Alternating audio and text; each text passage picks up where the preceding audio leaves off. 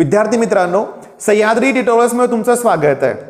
सीईटीची री एक्झाम जी काही मुलांची कंडक्ट केली जाणार आहे ती 10 तारखेला संपेल।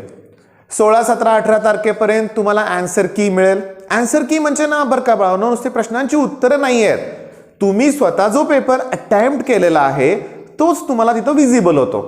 मग तुमचे ऑब्जेक्शन्स तुम्ही देणार आणि थोड्या दिवसात पुन्हा रिझल्ट लागणार। ठीक आहे, पण सध्या माझ्यापर्यंत ज्या न्यूज येत आहेत किंवा काही मुलांशी मी बोलतोय तिथं माझ्या असं एक लक्षात येतंय की टिपिकल काही इंजिनिअरिंग कॉलेजचे शिक्षक असतील, स्टाफ असेल, हा विद्यार्थ्यांच्या घरी व्हिजिट देतोय। ओके, घरी व्हिजिट दिल्या जात आहेत, कॉलेज आमचं असं आहे, आम्ही हे करतो, एवढी मुलं कॅम्पस थ्रू सिलेक्ट झाली, एवढी फी मध्ये तुम्हाला कन्सेशन देऊ आम्ही, असं सांगितलं जातंय। आणि बाळांनो, मुलांचे डॉक्युमेंट्स त्यांच्याकडून घेतली जात आहे, हे चुकीचं आहे। याच विषयावर मला थोडंसं बोलायचं आहे। मी तुम्हाला सावध करतोय, कुणालाही तुमचे ओरिजिनल डॉक्युमेंट देऊ नका। देऊ नका, फार महत्वाचं आहे ते। अजून सीईटीचा रिझल्ट लागलेला नाहीये, काउन्सिलिंग प्रोसेस आत्ताच गरज नाहीये। मी बरेचसे युट्यूबवर पण बघतोय, ऑलरेडी काउन्सिलिंग अगदी त्यांनी गुगल फॉर्म किंवा बऱ्याचशा गोष्टी डिक्लेअर झालेल्या आहेत। माझं स्पष्ट मत आहे, घाई करू नका। ओरिजिनल डॉक्युमेंट जर तुम्हाला कोणी म्हणत असेल ना की द्या तुमचे डॉक्युमेंट्स, आम्ही भरून देऊ, सगळ्या गोष्टी करू, तर मी तुम्हाला माझा एक अनुभव सांगतो। माझ्या क्लासमध्ये एक अतिशय छान स्टुडंट होता, खूप चांगला स्कोअर पण होता, त्याचा कॅटेगरी मधून होता, ठीक आहे, मान्य करूया आपण, आणि त्याला कराड गव्हर्नमेंट कॉलेज सुद्धा मिळत होतं। एआरसी सेंटर असतात, ऑब्व्हियसली एआरसी सेंटरवर खूप गर्दी असते। मी तुम्हाला सांगू का, कॉलेजचे एजंट बाहेर थांबलेलेच असतात, ते तुम्हाला विचारतात ऑप्शन फॉर्म भरून द्यायचा का तुम्हाला, म्हणजे नाही का चॉईस फिलिंग म्हणतो आपण, ठीक आहे आम्ही देतो, ओके लॅपटॉप आहे, 2 मिनिटाचं काम पटकन होईल। बाळांनो, मी तुम्हाला सांगू का, कुठं आपण कधी फसवलो जाऊ ते कळत पण नाही। कुठं त्या लाईन मध्ये उभं राहायचं, ते अशा पटकन काम होतंय असं समजून माझ्या त्या स्टुडंटनं बाहेर ऑप्शन फॉर्म भरला आणि मी तुम्हाला सांगू का, त्याला एका प्रायव्हेट कॉलेजमध्ये ऍडमिशन मिळालं। ओके, धक्का होता आमच्यासाठी तो, पण नंतर कळालं कुठं गडबड झाले ते। तेव्हा मी तुम्हाला सजेस्ट करेन, जर तुम्हाला कोण म्हणत असेल ना तुम्ही काहीच काळजी करू नका, आम्ही सगळं भरून देऊ, विश्वास ठेवू नका। का, एवढं जमत नाहीये का तुम्हाला स्वतःचा ऑप्शन फॉर्म भरणं? कॉम्प्युटर सायन्स मध्ये इंजिनिअरिंग करायचं ना जास्तीत जास्त मुलांना, मग ऑप्शन फॉर्म तर स्वतःचा भरता आला पाहिजे ना, एवढं दुसऱ्यावर डिपेंड राहू नका। एखाद्या कॉलेजमधले शिक्षक घरी येत आहेत याचा अर्थ त्यांना गरज आहे, हे तर तुम्हाला कळालंय। मग तिथं थोडंसं तुम्ही स्ट्रिक्ट व्हा, नका देऊ डॉक्युमेंट, बघू, आम्ही डिसिजन घेऊ, नंतर तुम्हाला कळू, म्हणून त्यांना घरातून बाहेर काढा। सिरियसली, मी तुम्हाला सांगू का, ऍक्च्युली या गोष्टी शिक्षण क्षेत्रात व्हायलाच नाहीत पाहिजेत, अशा आहे की नाही? हे अतिशय चुकीचं आहे ना, पण होत आहे। तर मी तुम्हाला एक रिक्वेस्ट करतोय, आपली टीम तयार आहे बाळांनो। मी माझ्या बाबतीत सांगतो, माझ्या ऑफलाईन क्लासमध्ये साताऱ्यामध्ये जेवढे विद्यार्थी आहेत तेवढ्यांसाठी मी यशचं काउन्सिलिंग अरेंज केलेलं आहे, पण कधी, रिझल्ट नंतर। त्याच वेळेस बाकीच्या मुलांसाठी पण आम्ही ते डेट डिक्लेअर करू, एक सेमिनार होईल।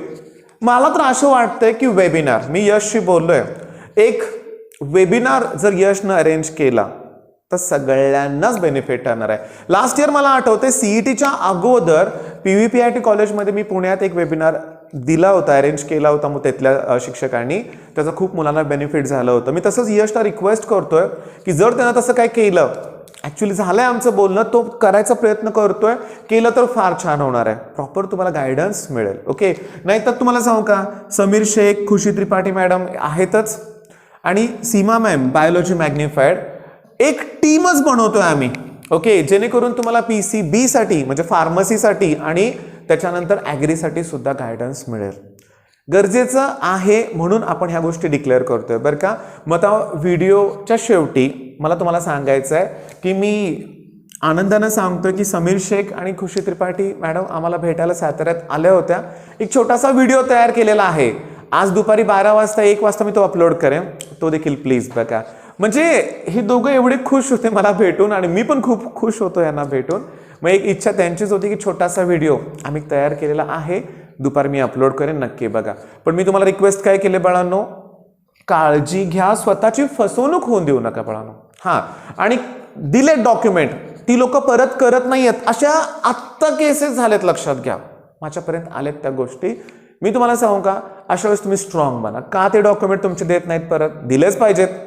आणि दुसरी महत्त्वाची गोष्ट म्हणजे मी तुम्हाला स्टार्टलाच रिक्वेस्ट केली होती, डॉक्युमेंट का द्यायचेत आत्ता? द्यायचेच नाही आहेत.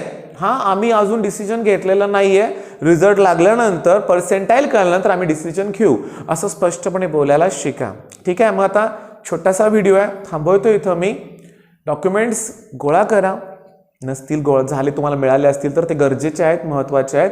वेळ आहे आपल्याकडं अजून. पण ते कास्ट व्हॅलिडिटीचे काही इश्यूज असतील. आता काल एका मुलीनं फोटो पाठवला होता, बट डेट बरोबर आहे, 16 समथिंग काहीतरी होती, 16 ना, आणि ते स्पेलिंग लिहिताना टी पासून सुरुवात केली, टिक्स्टीन असं लिहिलं होतं. आता स्टुडंट घाबरलेला होता, म्हणजे काय प्रॉब्लेम येईल का? नाही, तुम्ही त्या कॉलेजमध्ये जावा, तिथं दाखवाल, हातानं लिहिलं होतं ते लक्षात घ्या, करेक्शन करून लगेच घ्या. ओके, पुन्हा नाही तर पुन्हा इश्यू होण्याची शक्यता आहे. पुन्हा ते ॲफिडेव्हिट चेंजेस या गोष्टी कराव्या लागतील विनाकारण. त्यामुळे तुम्हाला जेव्हा स्कूल लिव्हिंग सर्टिफिकेट मिळतंय ना बाळांनो, ते नीट आपण ते वाचलं पाहिजेच. ठीक आहे, ॲक्च्युली देणारे जबाबदारी ते चांगलं दिलं पाहिजे, पण नाही ठीक आहे, झाले मिस्टेक होऊ शकते, होते मिस्टेक. मग त्यावेळेस जर मिस्टेक होत असेल तर त्याचं सोल्युशन तर असतं, हे लक्षात ठेवा. तेव्हा पॅनिक कधीच व्हायचं नाही, घाबरायचं नाही. ओके, मग ऑल द बेस्ट, धन्यवाद.